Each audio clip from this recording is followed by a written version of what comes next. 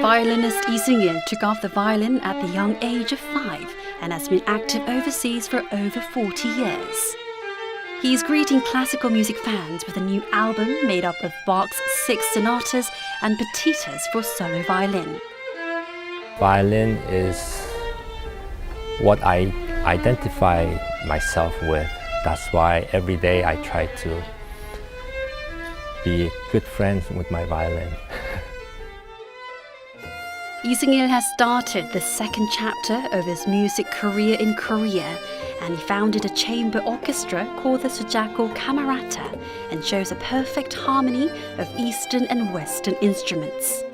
Fall in love with the mystical sounds of the violin and learn about Lee Sung-il's 40 years career as a violinist on this edition of the Innerview.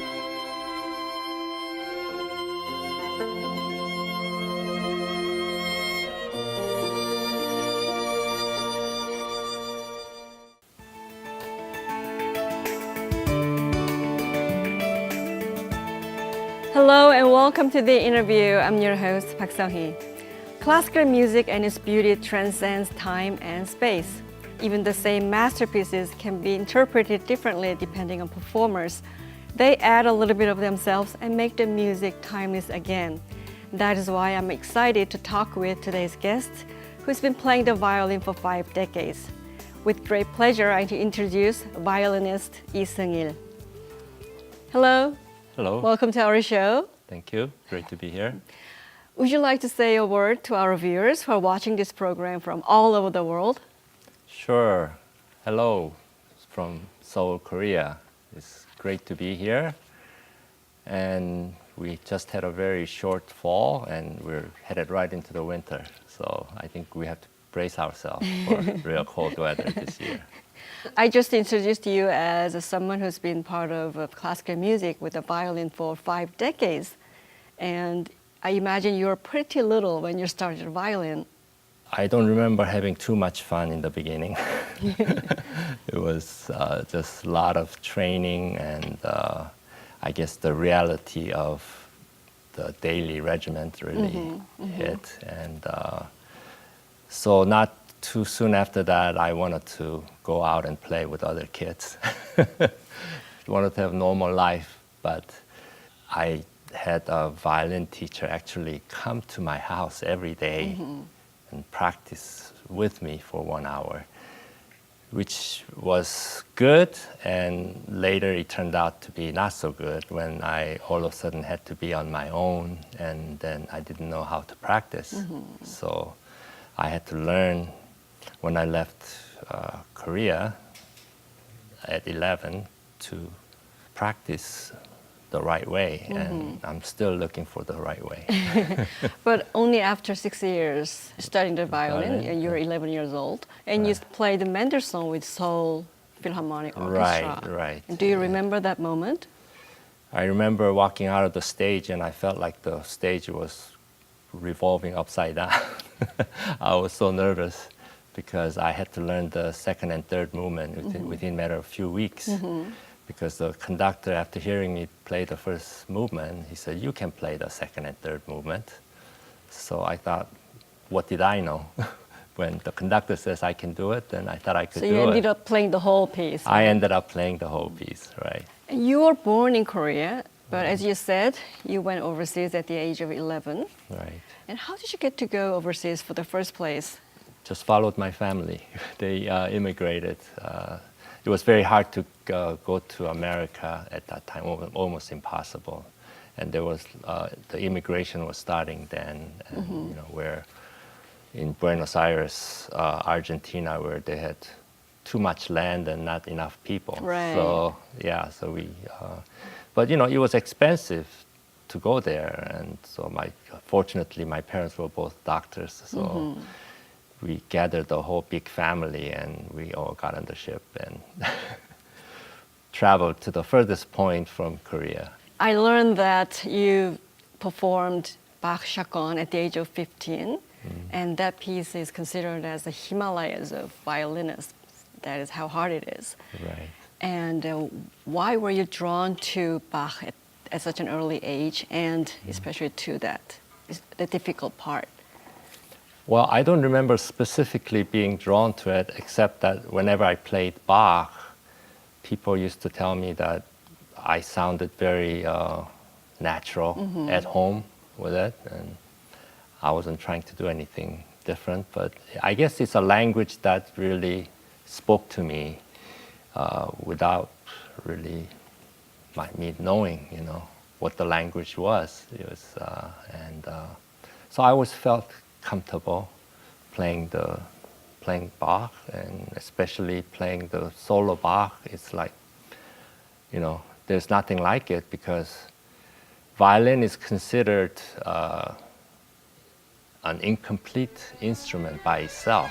We always need either another string or piano or with orchestra backup, But this is unique because there's this one piece and there's you.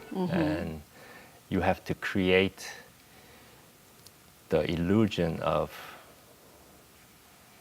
ensemble, with all these different colors and lot of chords that you end up accompanying yourself. And so I think that this is why this is such a unique experience for violinists to be able to perform Bach. Right. This year has been a very special year for you, because you did you recorded the solo album with this Bach piece.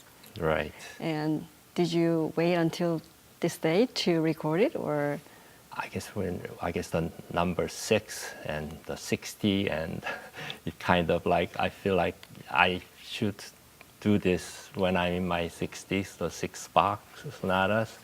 And then I was approached by management to the recording. I don't really like, these days everybody records CDs, and this is like a name card, And I'm not from this school, I always felt like you should record something when you really feel you're ready and when you have something to say, not to just pass around like a name card. And also I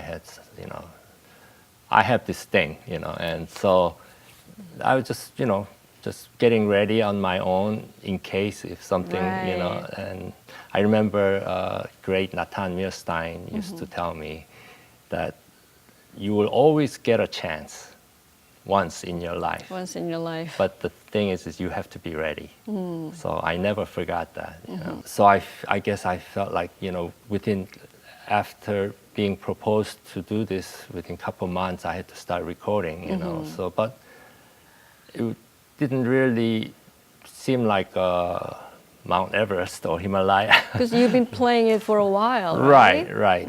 But it was another experience just to be able to do the whole thing, and then just you become somebody different. It's like taking a journey, after you take this journey, and then you sort of like become you have a different perspective in life. And so I have a different perspective in this music. Well, in a past interview, you said that life changes, but music never changes. However, understanding Bach and expressing his works change every time your personality matures. Do you still agree with that? Oh, yes. Actually, after I finished recording it, and I felt like I was ready to do another one, because a few months had passed. I was in the States a couple of times during the recording, and I guess my world has changed a little during that time, and also, just getting ready for this recording just really made me understand how to really approach this music a little bit, and I felt like I had something under my belt, and that I felt like I could, really do it right now. Well, I've gone to several concerts where they played Bach, chaconne, and unaccompanied, those violin solos. And I don't know how I should put it, but it felt almost like a divine experience for me. And listening only sound of violin and seeing the performer and the violin only on the stage. And I was always wondering how would these performers, feel when they play that piece. So this is the right chance to ask you, what does this piece mean to you? Well, just playing Bach, you never know really what's going to come out, because you have certain ideas, but then when you go out on the stage, I guess this is why the live performance is like no other. You can listen to CD all day. You want to. It's different. Yeah, but then you can feel the energy and sometimes the nervousness and sometimes overexcitement, and people respond to that. And then the performers feel that the people respond to this. That it's just like an energy feeding back and forth. That this is why you really don't know what exactly it's going to turn out. So that's the unpredictable part and also exciting part about performing. If you go out with certain ideas and then you're going to do exactly that, then that's a different approach. But if you just go out there and then say, let's see what happens, and then there will be fingerings or bowings that you never did before that you might come out, and then how you get out of it or how you make that work, it's part of the challenge. Right. So. But when I hear the shakon, Bach shakon, it sounds like several instruments are being played instead of just one. Right. How is that possible? Well, sometimes I wish several instruments were playing with me. Really?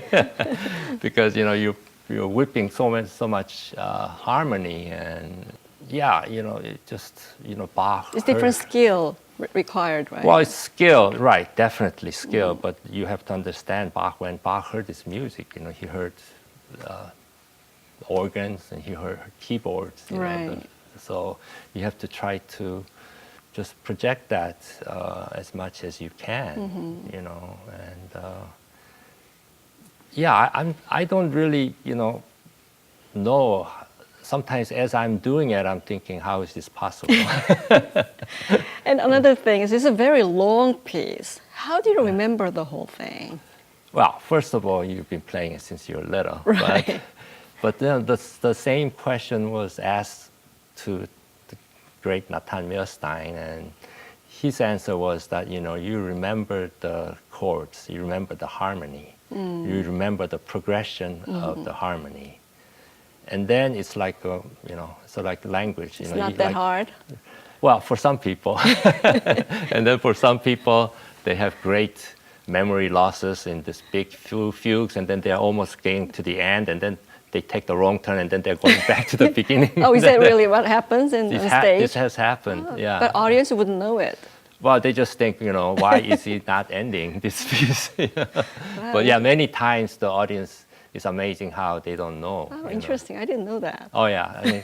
All kinds of things happen, when you're performing. So that's why when you perform so many decades, then you expect the unexpected. Right. And like I said a little while ago, then it's how you take care of that situation, and so, and at some point you become master of that. Well, viewers and I would love to hear your interpretation of Bach. So may we ask to play a little for us? Sure.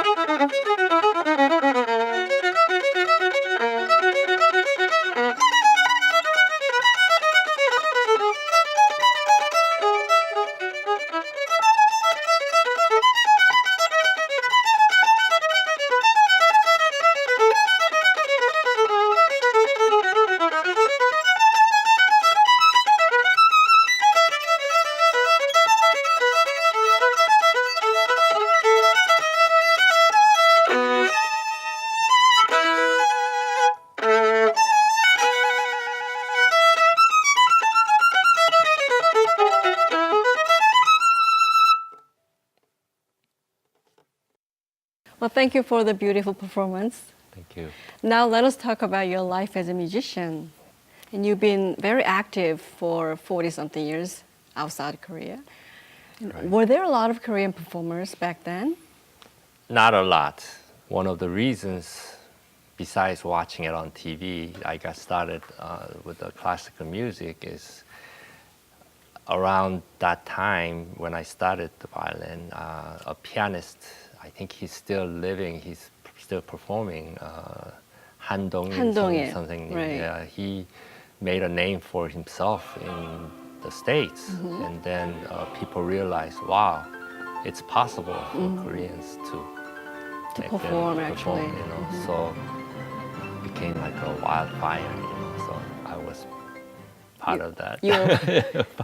And that not many then. Not too many, yeah. And especially outside Korea. Right. You know, it's not, but there was always Jung Kyung-hwa 선생님, Kim Young 선생님. They have trailblazed certain paths, you know, so that people who follow them could be taken a little bit seriously.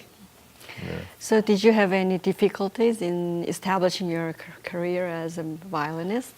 Well, you know, I never thought of like, okay, tomorrow I'm going to go out and establish my career. It's just that it's, you know, the playing violin and just, you know, you just keep practicing and playing and just play whenever and wherever you're asked, and that becomes part of your experience, and then you learn from that, and you learn what you can do better next time, which I still do, you know. So I never really think of, you know, oh, you know, I'm established certain Right. things and then I'm gonna be doing certain, you know, that's just, that didn't really happen, you know, like that for me.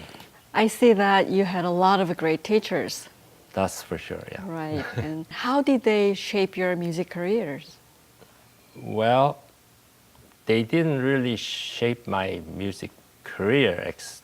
More, they shaped the kind of musician I am and what kind of person I am. Right. Not by lecturing, but by just the example. Just being by themselves, right. you know, and realize that music is not a one-time thing, and you know that it's that your attitude should always be humble, and that you should always try to look for something to improve upon yourself and learn from others. Sometimes learn what not to do as well as what to do. What to do. Yeah, and so this, you know, all my teachers were a great role model as a human being to me. You know, Right. so. But you were the first Asian and also the youngest the violinist to win the Paganini concours, right? Right, I got a prize, yeah, in the, And it must have been very meaningful for you. Right, yeah. My teacher, his name is George Cast in Los Angeles. He was actually a studio musician. He was doing film scores then, you know, and he didn't really have any students. But when he heard me play, he took me on, you know, and he really pushed me to do this competition, you know, and nobody expected anything, you know. But then, you know, when I got into the finals and met great artists like Joseph Gingold and Leonard Kogan, you know, and so then I knew that I did something important. Yeah. Yeah. You performed with many orchestras. Do you have any memorable moments that you'd like to share with us? Oh, just, you know, they are all memorable in different ways. But actually playing the Tchaikovsky, you know, because I had such a kind of a tough moments about Tchaikovsky, because it was always, I was really not ready to play it. And then I was on my own. So I wanted to conquer that fear. So when I had choice of playing that concerto later with the orchestra, I thought this would be a good time. And you know, I had to do some special training to get ready for that piece because Really? it's such a long piece. Right. It's not just hard, but you know, the exposition of the first movement, it repeats, you know, in different keys. So, you know, you have to not only have a skill, but you also have to have a stamina, you know. So I remember really preparing differently for that. And then when I finally performed it, I felt like I sort of like exorcised some demon, you know, Right. that was within me, you know. And then I felt like I can play almost anything, you know. Well, you not only just played with the orchestra, but you were the concertmaster for a long time. Right. And I believe that concertmasters are very important in orchestra. And could you explain what kind of role they play? Well, actually, I kind of forced myself to pursue the concertmaster position because by nature, I'm not a concertmaster type personality. You know, they have to be a little bit like a diva, you know, and they have to enjoy telling people what to do. Yeah, right. which by nature I don't, you know, but I saw that in my playing that if I do that experience of concertmaster would help my playing. That's why I specifically pursued it, you know. And there are two different types of concertmaster. The one what I just told you about, love to turn around and tell people what to do, how to do, and when to do. And there are others who lead more by example, you know. So I don't like to talk too much while we're making music because I think that's why we play music, so that you don't talk. You know. So, but you know, when I only do it when it's necessary. Right. So that's the more type of concertmaster. Well, they must have loved you for that. Well, you know, you can't expect everybody to love you, but Right. you know, it's just you know, I like to inspire my fellow musicians, you know, to play, you know, and I always tell them, you know, we're here for one reason and one reason only. It's music. To make the music, Yeah, right. it's not because I want to show that I know more than the conductor here, or you know, some concertmasters have this stigma, Right. you know, and then they fight with the conductors all the time and stuff. And to me, like, this gets in the way of music, you know.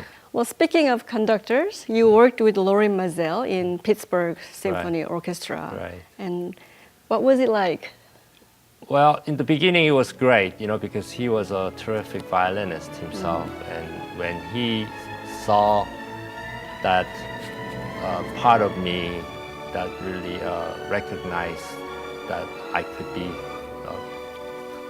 force in his orchestra, I really, that's a special thing when another violinist, you know, recognizes what you Right. can do, then it's something different. So, yeah, I was very honored and, you know, elated to be working with such a, you know, great conductor. I grew up listening to, you know, his Sibelius Second Symphony with the Vienna Symphony, you know, and so I had great respect for him. So, yeah, it was a great experience, and that's when I realized, being in the big symphony and big role like that I needed to pursue that kind of you know role to better my musicianship and just have more confidence in, you know, my music. You know, so. On another note, I found a very interesting work experience in your music career. You did the soundtracks for some 500 movie Oh, wow. Hollywood films.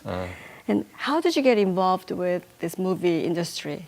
Okay, well, you know, when I first came to the States, I lived in Los Angeles for 8 years, where I went to the University of Southern California, and after being there for 3 years, I transferred to Juilliard School of Music, and then from there on, I did my different orchestra, stint.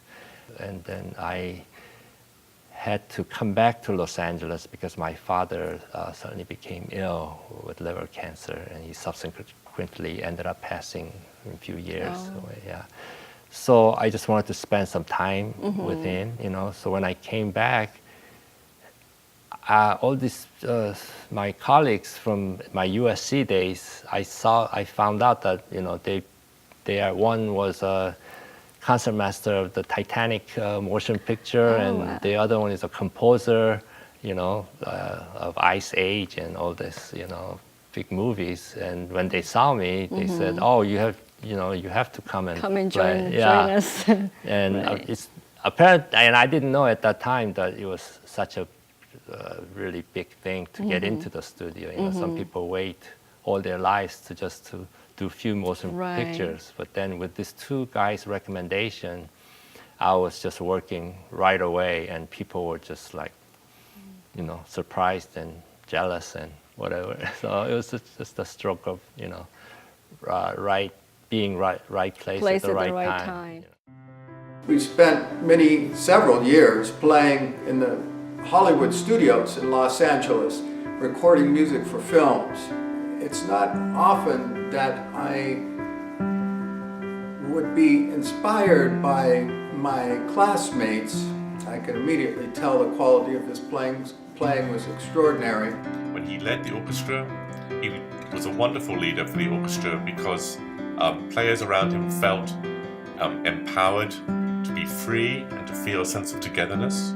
He understands the traditions, he values music and the high arts, and he would only be a wonderful role model for his students, I'm sure. Could you choose the most memorable film soundtracks for us? Well, I guess, the last motion picture that I worked on before coming to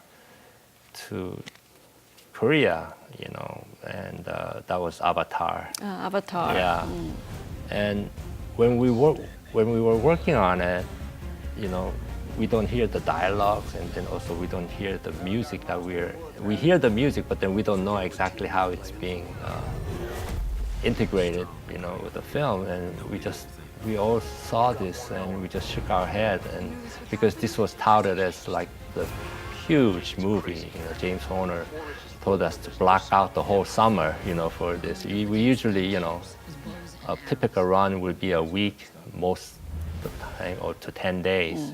He said, "Oh no, block out the whole summer," And we're just looking at these weird creatures running around, and we're thinking, "Oh, this is going to be a big flop."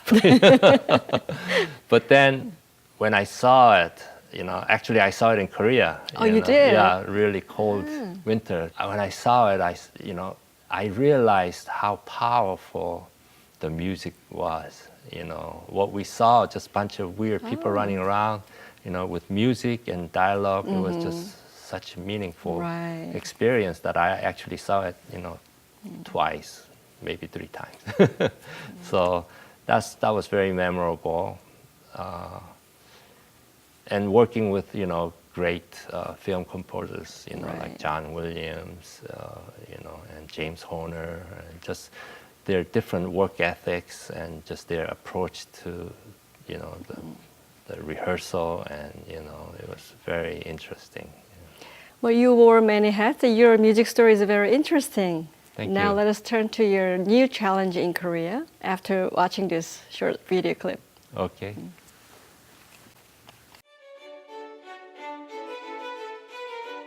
Violinist Lee Sung-il is spending busy days as he recently began the second chapter of his music career in Korea.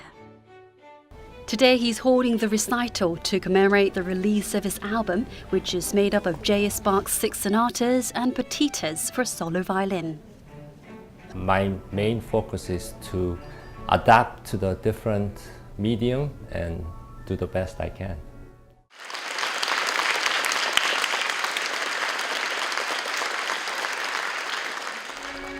A chaconne is a type of musical composition popular in the Baroque era.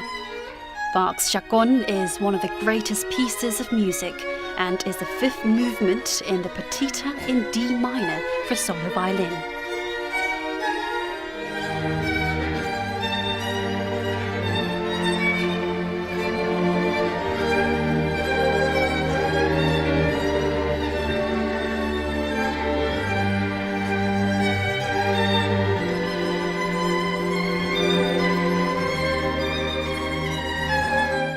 The theme for Bach's Chaconne is presented over 4 measures, and it is expressed through 64 variations.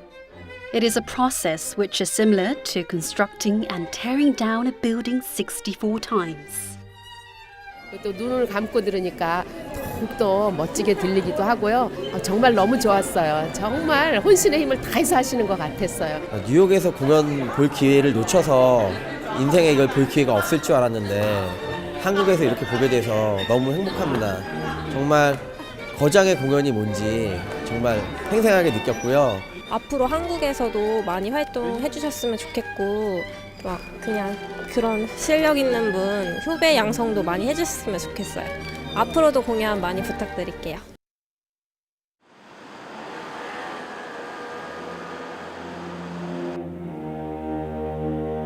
Lee Sung-il has formed a chamber orchestra called the Sujago Camerata to break free from the prejudiced thought that classical music is boring.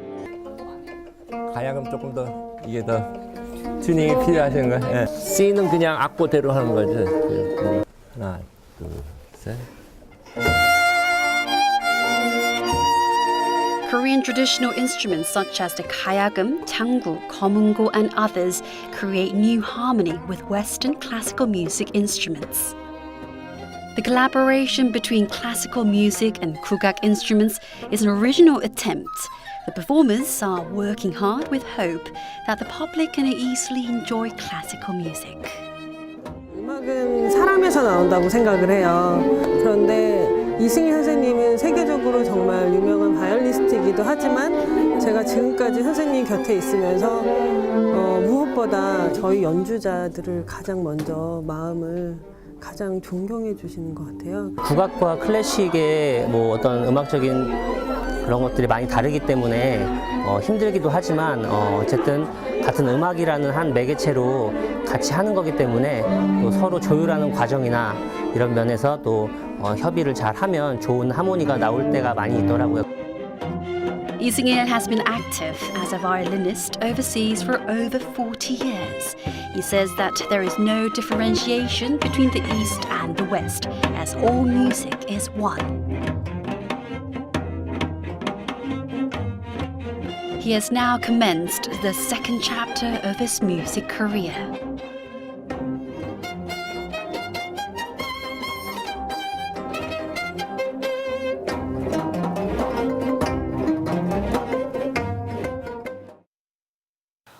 You returned to Korea after spending a long time overseas, and you founded a new chamber orchestra called Sujago Camerata. Right. Could you introduce this group to us? We had this music festival, or in Korea we call it the camp, you know, and we had it for twice a year for about 6 years now.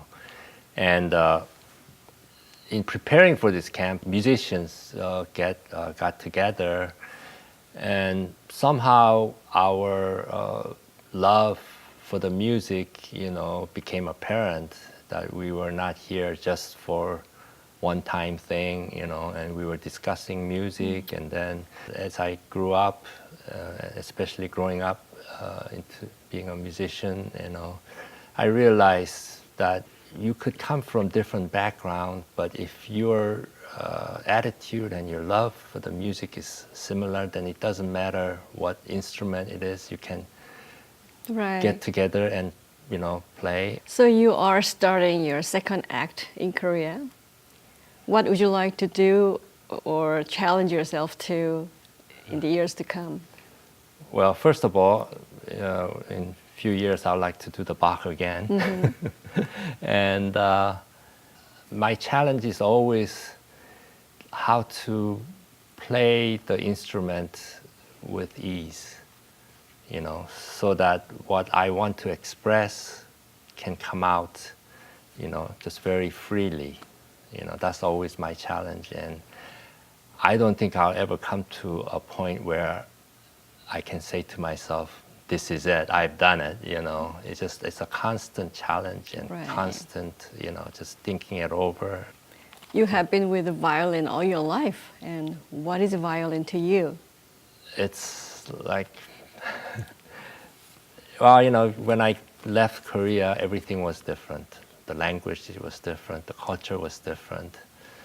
And then when I moved from there to America, again, another change. Another change, right. So this was very difficult for me. And one thing that stayed constant is the violin. Was the violin. I really didn't know. It was because I was always doing it, and I was always playing it, and people say, oh, it was great, you're talented, but, so are many others, You didn't know how precious it was. Right. And then I started to realize and how precious it is, and also how important it is to be in constant contact with my instrument, because when I was younger, I could just, didn't need to warm up, just fly around the fingerboard, Right. But I realized as I grow older that, this is something that I need to really nurture and, keep up. Right. So. Well, this is the interview's last question, an official question as well. And among our viewers, there are a lot of promising young musicians who are on the same path as you are, and those who are challenging themselves to new things. Would you like to say a few words of wisdom to them? Well, this is, I think right now it's really tough world for classical music. But I think, if you really believe in what you're doing, and if you really love music, then you should really listen to the old masters. Yes, there are some great young players. You should, by all means, listen to them. But then also listen to the previous generation, and what they had to say. Draw your inspiration from this and try to make your own sound. Don't try to imitate somebody else, or but just really, and just find your own voice. Find your own voice. Right. Yeah. So that's the right best wisdom I can. Okay. Well, it's already time for us to wrap up our interview. Okay. Thank you very much for taking your precious time out and talking with us. And thank you for the beautiful music. Oh, well, it's been my pleasure.